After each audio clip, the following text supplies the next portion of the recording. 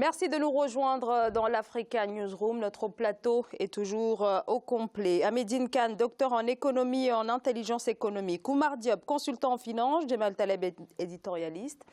Place à notre Zoom Société consacré aujourd'hui à l'impossible retour des habitants de Tawarga en Libye.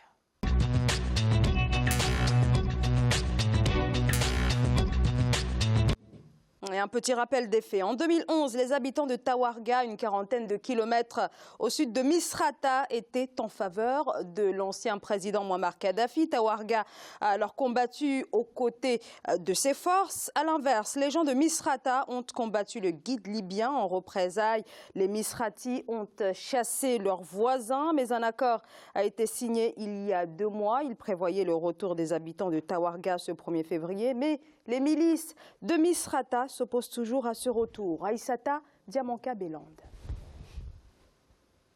Plus de 6 ans que la guerre libyenne est terminée, une guerre qui a causé la disparition forcée du guide libyen Muammar Kadhafi, mais aussi une guerre qui a laissé de nombreuses familles dans le désarroi le plus total. Ils sont aujourd'hui des centaines de milliers à être déplacés pour fuir le théâtre des opérations d'alors. Eux, ce sont les habitants de la ville de Tawarga. Ils devaient normalement rentrer chez eux le 1er février 2018. Un retour qui a été avorté. Les milices armées leur ont barré la route. Ils nous ont dit que nous reviendrons le 1er jour de février après la prière du vendredi. Nous avons demandé ce qui s'est passé et ils nous ont répondu « rien » et nous ont dit ensuite de ne pas avancer. Des voitures sont venues et ont commencé à nous disperser, nous demandant de rentrer en nous tirant dessus. Je ne sais pas pourquoi ils nous tirent dessus. Nous venions en paix. Mes enfants avaient même des colombes blanches en symbole de paix. La ville de Tawarga était utilisée par les forces pro-Kadhafi pour attaquer la ville voisine Misrata. Les habitants majoritairement subsahariens ont été contraints de quitter la ville. Lors de notre réunion avec le maire, j'ai reçu un appel du responsable du comité de Tawarga et il m'a informé qu'une milice armée les a empêchés de travailler et de permettre aux populations de rentrer. J'ai reçu également un autre appel du commandant militaire de la région centrale qui nous a informé qu'un autre groupe est arrivé et a fermé les portes de la zone après s'être fermement opposé à leur retour. La guerre qui a abouti à la chute du guide a laissé de nombreuses villes en ruine et a instauré une situation d'instabilité partout dans le pays, au détriment des populations. Omar Diop, comment expliquer que cet accord n'ait pas pu être respecté? C'est un échec de plus pour le gouvernement de Fayez al-Sarraj. Écoutez, cette question de Tawarga ne peut pas être déconnectée du problème de la Libye. Donc ils font, disons bien les choses. La communauté libyenne, Kadhafi, il avait réussi à fonder une sorte de conglomérat où tous les tribus vivaient ensemble. Alors il y avait des problèmes en Libye comme partout en Afrique, donc c'est des problèmes internes. Mais aujourd'hui, on ne peut pas, cette sorte d'esclavagisme, on ne peut pas la déconnecter du problème libyen. La Libye, c'est vrai, Kadhafi était un dictateur, mais c'était bien un dictateur qui avait organisé sa société, tout le monde vivait ensemble. Donc il n'y avait aucun souci là-dessus. On est venu, il y a des puissances étrangères qui sont venues, qui sont déstabilisées la Libye. Donc le problème de la Libye, c'était une erreur. Alors on est intervenu, la version principale qu'on donne partout dans les médias, c'est qu'on est intervenu pour sauver Benghazi du massacre. Moi, je veux bien qu'on sauve Benghazi du massacre, mais si on veut sauver Benghazi du massacre, pourquoi est-ce qu'on ne sauve pas les Rohingyas, le peuple Rohingya aujourd'hui qui a été massacré? Pourquoi les mêmes personnes ne sont pas allées intervenir en Rohingya? Donc pour sauver aussi des êtres humains, parce qu'il s'agit de sauver des êtres humains. Donc je pense qu'il fallait faire partir Kadhafi. L'après-guerre, on s'en fout, ce n'est pas notre problème. D'ailleurs, il n'y a personne qui est retourné en Libye. La Libye aujourd'hui, c'est le chaos, c'est l'esclavage partout, c'est des enfants des Africains qui sont vendus sur le terre africain. Donc c'est un retour en arrière. Donc c'est extrêmement dramatique. Et ça, c'est passé sur le continent africain. Et moi, là, je ne vais pas tout simplement pointer du doigt les puissances étrangères qui sont intervenues, parce que rien, sans l'aide des chefs d'État africains, certains chefs d'État africains, ça ne se serait jamais produit. Comment pouvez-vous expliquer qu'on attaque comme ça la Libye et personne n'est d'accord et personne ne fait rien? Donc je pense qu'il y a un problème au niveau des chefs d'État africains et également au niveau des puissances étrangères. Il faut arrêter toute cette hypocrisie si on veut sauver le monde. Voilà. Jemal Taleb.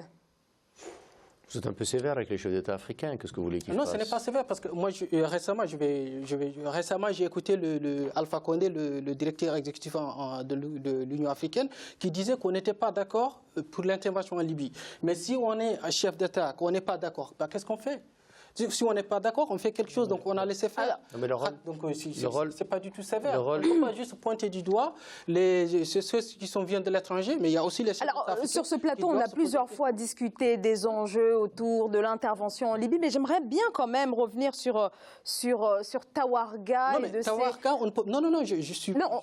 Tawarga, on ne peut pas le déconnecter de la Libye. C'est exactement ça. L'esclavage existait mais bien entendu. L'esclavage existait en Tawarga, mais Kadhafi avait réussi à fonder une sorte de conglomérat où tout le monde vivait ensemble. La preuve, c'est Bachar Saleh, le chef de cabinet de Kadhafi. Il était originaire de cette ville. Donc on ne peut pas dire qu'aujourd'hui, c'est déconnecté. Alors, personne ne dit cela, mais juste pour revenir un petit peu, apporter plus de précision sur ce qu'il se passe pour les habitants de Tawarga. Djemal Taleb. Non, le problème, au-delà de Tawarga, le problème, c'est un problème libyen en général. Ceux qui ont fait une guerre lâche, dont la justification finalement...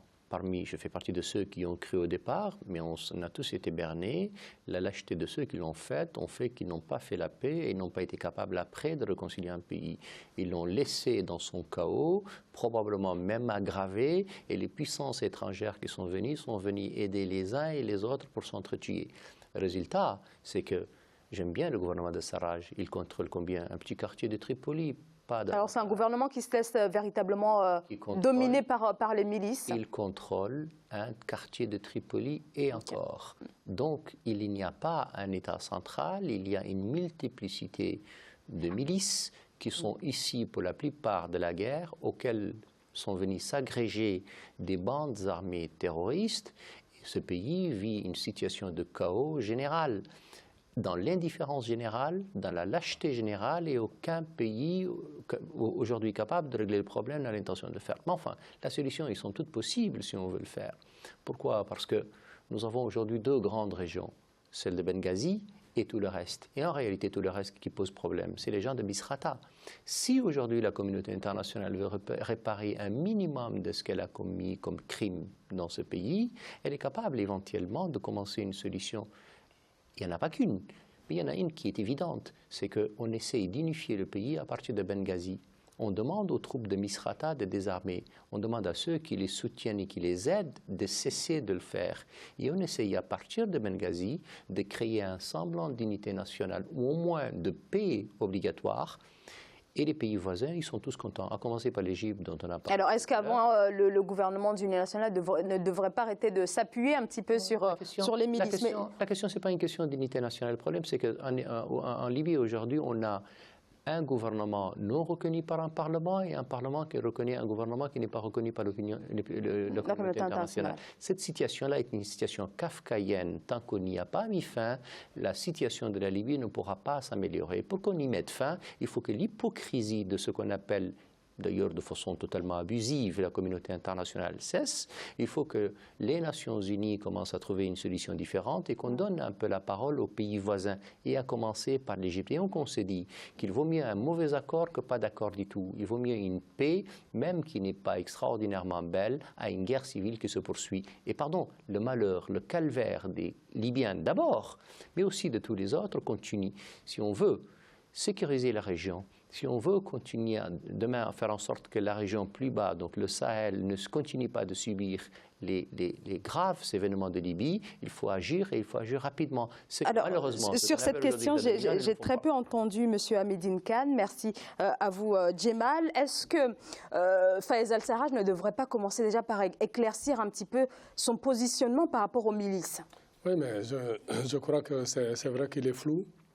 Mais comme moi, j'ai toujours dit que la milice de Misrata, il faudra la désarmer avec violence. Parce que c'est elle qui cause le plus de tort à toute la Libye. Et puis, quand il faut revenir à Tawarga. Tawarga, c'est une ville de 35 000 habitants qui est pratiquement peuplée que de Noirs. Et puis, ils ont dit que cette population, c'est elle qui a soutenu Kadhafi à corps rompu. Effectivement, ils ont soutenu parce que Kadhafi avait des milices noires. Mais en Libye, la majeure partie du temps, tout noir est un mercenaire. Tout noir. Alors que la majeure partie des Libyens, soit sont noirs, soit sont métis, soit berbères. Vous voyez? Et puis la grande région de la Libye, le Fezzan, c'est une région de noirs. Et puis, bon, on ne peut pas parler. Il n'y a pas un pays africain où on peut dire qu'il n'y a pas de noirs. Ce n'est pas possible. Vous comprenez? Quand vous prenez le sud algérien, c'est peuplé de noirs. Hein? Quand vous prenez le sud tunisien, c'est la même chose. Quand vous prenez le Maroc, la moitié, peut-être 40%, sont des noirs et des métis. Vous comprenez? Parce que ce qu'on appelle les Gnawa, ils viennent de Mauritanie. Ils viennent de Mauritanie, vous comprenez? Donc, ce problème-là, c'est un problème qui date de longtemps en Libye. C'est un problème qui date de longtemps, qui a toujours été camouflé au temps de Kadhafi, parce qu'il a cherché à juguler et puis à épanouir sa population. Mais c'est un problème qui ressurgit, parce qu'ils ont mal de leur noir en Libye. Ils ont mal de leur noir, ils ne peuvent pas s'en défaire. Vous comprenez? Et ce problème, je crois que maintenant, les puissances occidentales, comme il a été dit tantôt, sont en train de regretter l'intervention qui a été faite. Déjà, Barack Obama, avant de partir, l'avait dit. C'est la France qui a poussé les États-Unis aussi à intervenir. Et puis tout récemment, en Tunisie, qu'est-ce que Macron a dit? Il a dit que c'était une erreur d'avoir intervenu en Libye. Hein? Maintenant, on est en train de voir effectivement que tous les maux qui sont en Libye, mais c'est de la faute des Occidentaux. C'est de la faute des Occidentaux. Et puis l'esclavage que subissent les Noirs là-bas. Parce que ce n'est pas seulement à cause des Libyens, mais c'est à cause aussi des Européens. Ça a été dit tantôt ici, au Parlement européen, et surtout les Italiens. C'est les Italiens qui ont fait des accords avec des milices pour leur dire bloquez les frontières et faites-en ce que vous voulez. Donc tout ça, ça n'a pas été relaté. Et puis les présidents africains ne tiennent pas leurs paroles ou bien ont peur. Ont peur parce que les problèmes, quand ils sont face à eux, quand ils sont face aux problèmes, ils ne disent pas la réalité, ils tournent le dos. Ça a toujours été le cas des Africains, tous les Africains confondus, ils tournent le dos aux problèmes. Et ça, maintenant, le moment est venu de régler ce problème parce que les populations veulent rentrer chez elles, mais elles n'arrivent pas. La milice les empêche de rentrer. Alors, le danger d'une partition de la Libye est toujours là. Oumar Diop.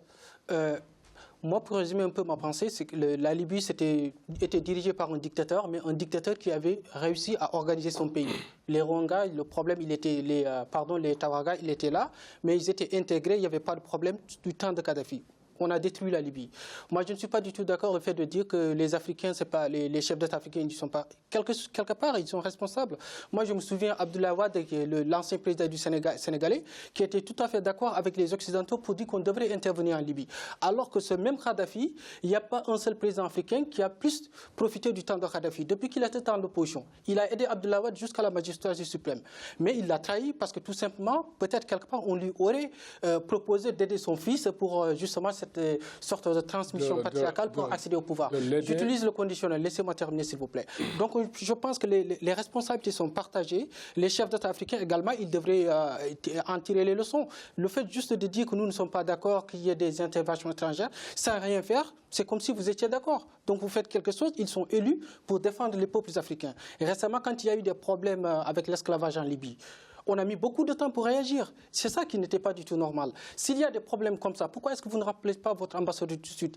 Il a fallu attendre 72 heures pour qu'il y ait des vidéos qui circulent partout pour que les chefs d'État africains commencent à se manifester. Récemment, Macron, il l'a très bien dit. Mais moi, je pense que si on veut vraiment régler le problème, c'est tout le monde qui doit se retrouver sur la même table. Alors qu'aujourd'hui, le gouvernement libyen, ils sont reçus à part, avec pas de la même façon que les chefs d'État africains. Il faut que tout le monde se mette sur la table, qu'on se dise la vérité. Il y a eu des problèmes, il y a eu des erreurs. Maintenant, on doit en tirer les conséquences et être courageux surtout, au niveau du chef d'État africain, de dire exactement ce qui se passe. Parce que les chefs d'État africains, quand ils font des problèmes, quand ils doivent être traduits quelque part, personne n'hésite à le dire. Pourquoi est-ce que nous, on ne peut pas être aussi courageux que les autres pour dénoncer ce qui doit être dénoncé? Vous vouliez réagir, Hamidine Kane? Oui, je voulais dire que lors du sommet de Malabo en 2011, aucun pays africain, aucun chef d'État africain n'avait réagi justement face à l'expulsion des Tawarga. Et puis, il faudra dire aussi, Jean Ping, lors de l'intervention militaire occidentale en Libye, Jean Ping était le représentant, c'était le chef de l'Union africaine. Mais il n'a pas levé le petit doigt. Il y a 2 ou 3 pays qui ont haussé le ton, mais sans plus. Donc, il faut se dire aussi que les pays africains sont toujours des pays lâches. Les présidents africains sont lâches. Hein? Tout à fait, absolument. À chaque événement, ils tournent le dos. Ils n'ont jamais fait face. Même si vous êtes des pays faibles, vous pouvez quand même élever le ton. Parce qu'aux Nations Unies, en fait, les voix africaines comptent. Les voix africaines comptent, par exemple, pour les pays occidentaux, que ce soit pour la France ou d'autres pays. Là, vous pouvez menacer, par exemple, que vous n'allez pas voter, par exemple, des lois qu'ils veulent faire passer aux Nations Unies. Mais les Africains ne le font pas. Et puis le drame va continuer ainsi, pas seulement pour les Tawarga, mais dans d'autres pays aussi. Que ce soit peut-être demain, peut-être, qui sait, en Algérie, parce que déjà dans le nord algérien, on commence à faire des brimades à certains subsahariens. Voilà. Djemal Taleb, un dernier mot, peut-être. Non, je pense qu'on est assez sévère avec les chefs d'État africains et que la situation n'est pas aussi simple. Je pense que la situation de la Libye ne peut être réglée que par les Libyens. Je ne crois pas à la partition de la Libye. Je pense que les Libyens sont encore très attachés à l'unité de leur pays. Je pense que le problème, et je suis tout à fait d'accord avec lui, c'est essentiellement le clan de Misrata et que si on veut effectivement régler le problème, il faudrait davantage armer la seule force qui a une cohérence, qui a une logique et après soutenue par tout le monde, c'est celle de Haftar. Et donc il faudrait de ce point de vue-là, probablement qu'on ne le ferait pas avec des gaietés de cœur, ni avec beaucoup d'enthousiasme, mais on le fait parce qu'on considère que la partition de la Libye, qui n'est pas à l'ordre des jours encore une fois, ne peut pas être possible et que la partition, de toute façon, on est en train de la vivre actuellement parce qu'en tout état de cause, on a 3-4 régions, chacune contrôlée par des bandes armées. Tout cela donne lieu à une instabilité très grave. Ça ne peut pas continuer longtemps parce que c'est la stabilité de la région qui en pâtit. La Tunisie en pâtit, l'Algérie en pâtit, la Libye, l'Égypte en paye un prix. Et puis ce qu'on oublie toujours, c'est qu'il y a 2 millions d'Égyptiens qui sont dehors, qui sont des réfugiés. 2 millions, c'est une population de moins de 6 millions, c'est énorme. Des Libyens. Des Libyens qui sont dehors, et donc 2 millions, c'est une population de 6 millions, c'est énorme. C'est-à-dire le tiers de la Libye est déjà réfugié à l'extérieur. Si vous faites les rues de Tunis, vous avez essentiellement des réfugiés libyens. Et donc cette situation ne peut pas continuer très longtemps. Je n'accable pas tellement les chefs d'État africains, qui ne sont pas effectivement souvent très courageux, mais qui sont parfois dans la réaction de ce que les moyens leur permettent de faire et qui sont très faibles. Quant aux Nations Unies, je veux bien, mais enfin, le revoir aux Nations Unies totalement pipé, parce que le système des Nations Unies fonctionne de façon tout à fait inégale, inégalitaire et inéquitable, et qui donne la place à 5 sur 15 et 15 sur 192. C'est compliqué. Merci. Un dernier mot? Oui, moi je voulais dire quand même que la partition de n'importe quel pays africain, on est contre. Ça veut dire qu'on connaît les résultats, on voit le Soudan. Absolument. Donc, absolument pas, on ne parle pas de partition, mais on dit qu'il faudra que les Libyens et puis les Africains aident les Libyens à régler ce problème, et puis que la milice Misrati doit être désarmée avec force. Voilà. Merci. Merci beaucoup à tous d'avoir participé à ce débat. Hamidine Khan, docteur en économie et en intelligence économique, Oumar Diop, consultant en finance, et Djemal Taleb, notre éditorialiste. Merci à vous tous. Merci à vous également de nous avoir suivis. À très bientôt dans l'Africa Newsroom. Bonsoir.